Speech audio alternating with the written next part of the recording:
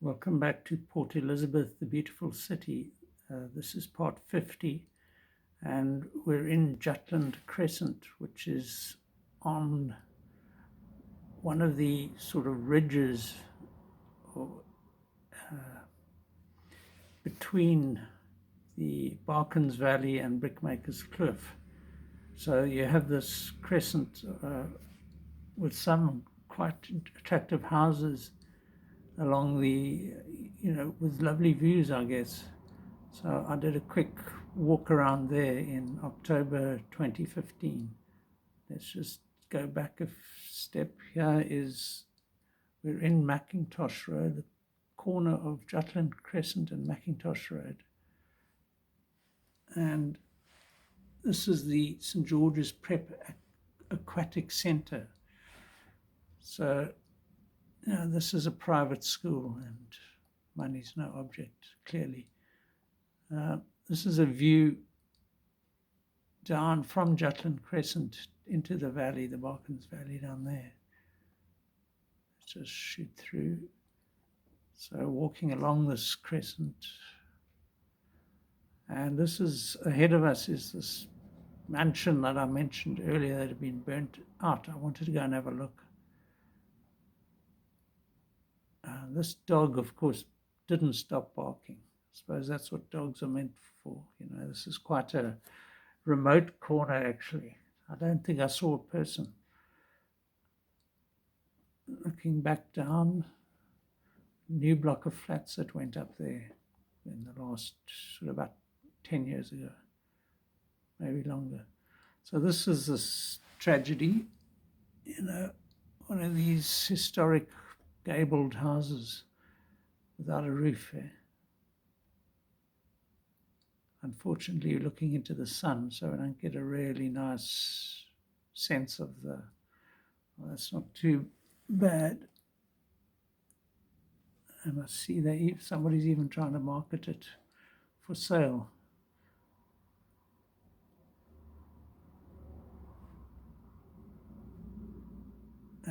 Clearly a very lovely house in its day.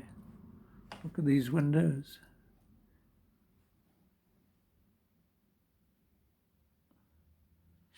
So on the edge of this, around this crescent-y thing are some great houses there.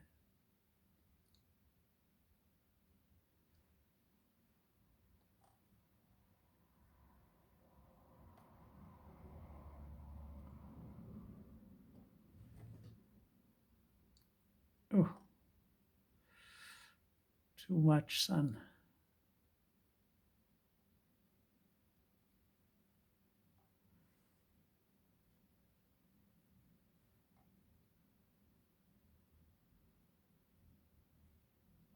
Yeah, I didn't want to intrude too much on people's privacy, but this gives an idea of the layout. St. George's Park cricket ground with the stand up there. Capri block of flats, Brickmaker's Cliff. Here's Jutland Crescent here. And the St. George's School. So that's Mackintosh Road. This is St. George's.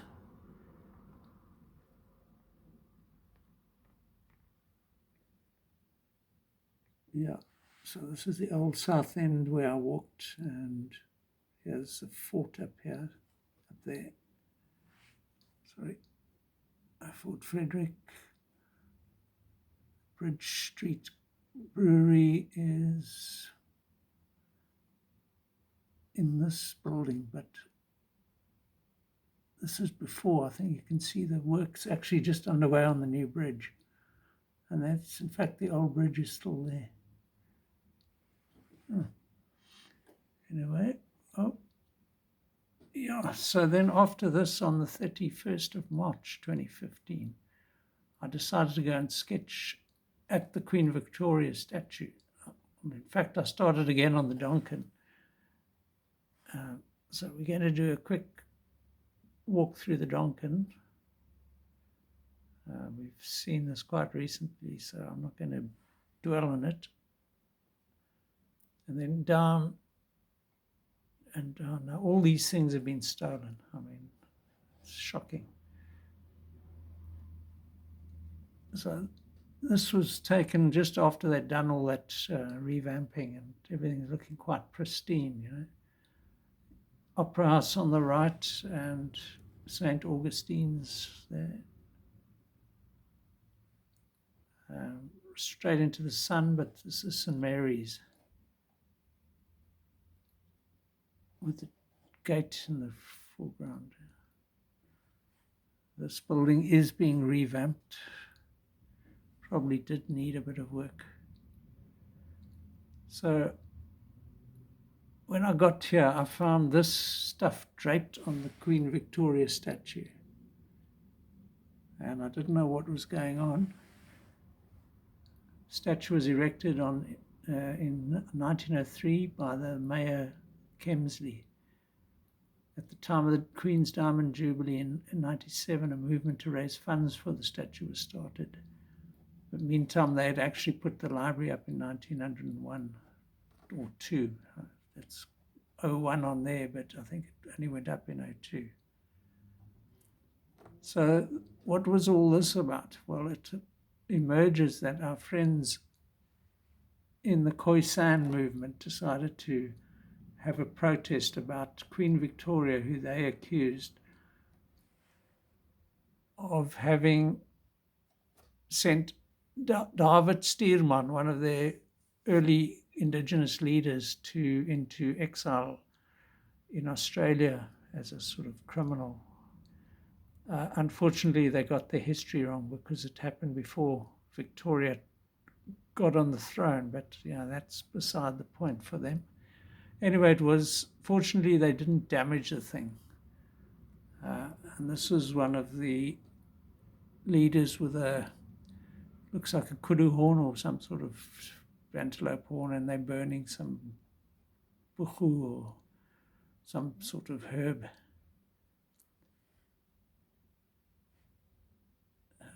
Bit of reflection there off their ladder. And then you had all these politically correct councillors and whatever, and the press were there to record this,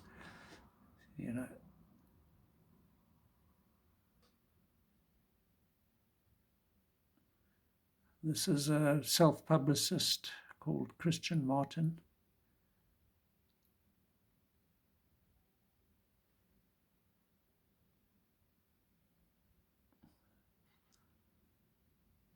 Yeah, all this does for me is draw attention to the fact that British settlers built all this stuff. What else can you say?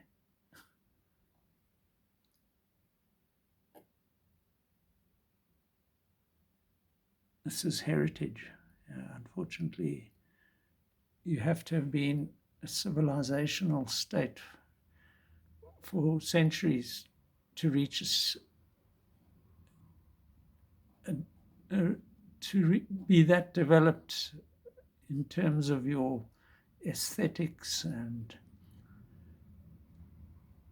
to be able to make architecture like this and statues like this.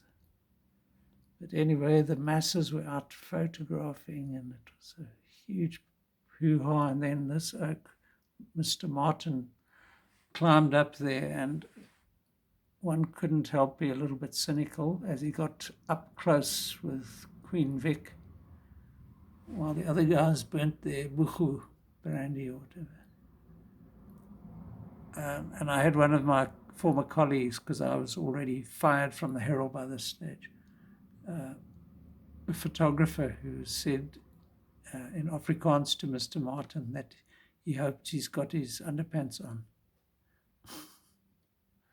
I thought that's the way you actually have to deal with these. Look how close he's getting. Yeah, he's really hugging the Queen.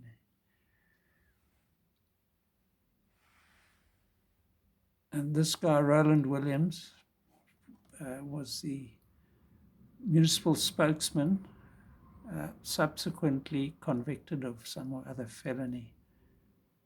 to do with crashed car and insurance.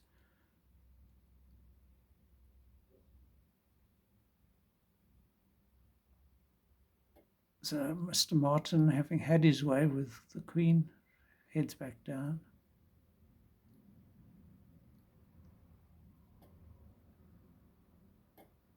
I was just using my cell phone here, so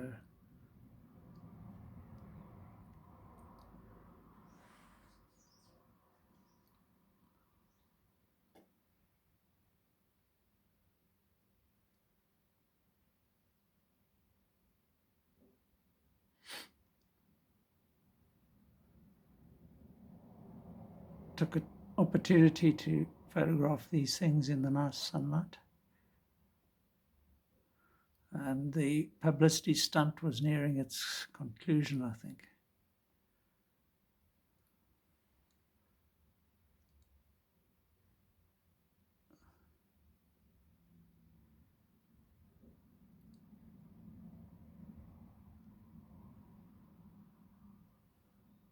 So I remember at this point, in fact, when I used to drive to work, I could see the statue. I drove past it, I often went down White's Road and used to look out for it to make sure it was still there in one piece.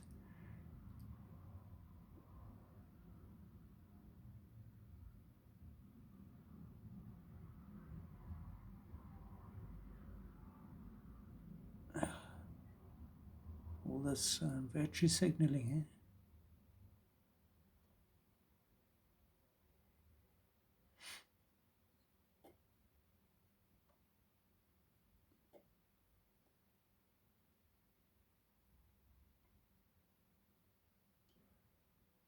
Yeah.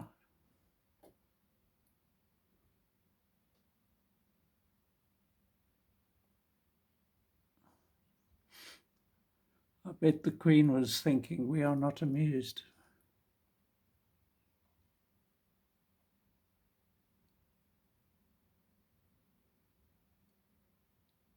And then these kids came along. This was quite cute. And look at this chap. I don't think he could go hunting and gathering with those with that girth there. And these kids.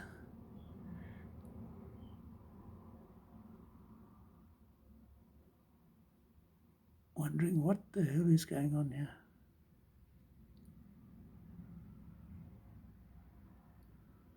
Gee, they dragged this thing out there. It's already taken me this long just to wade through the pictures.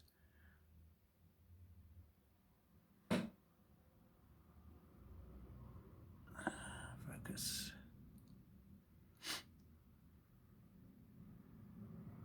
So finally it was all over and I walked back up White's Road past the development of the extension to the Opera House. And then reached the top here.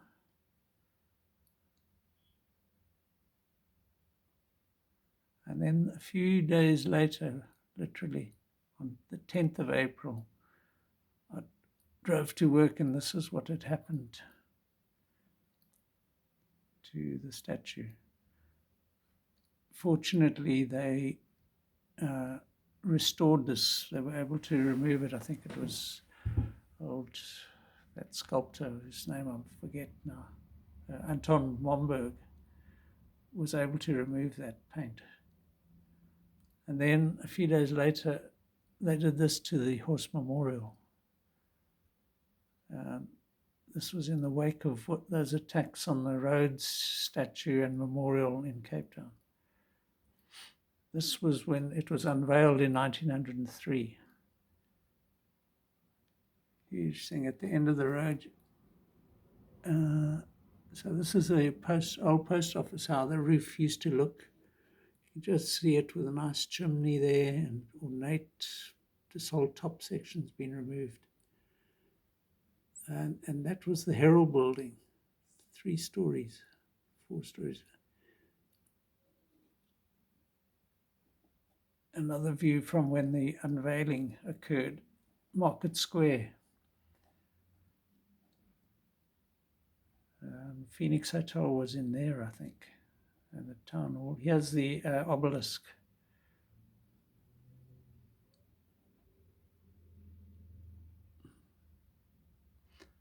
Yeah, so we'll leave it at that for now. Cheers.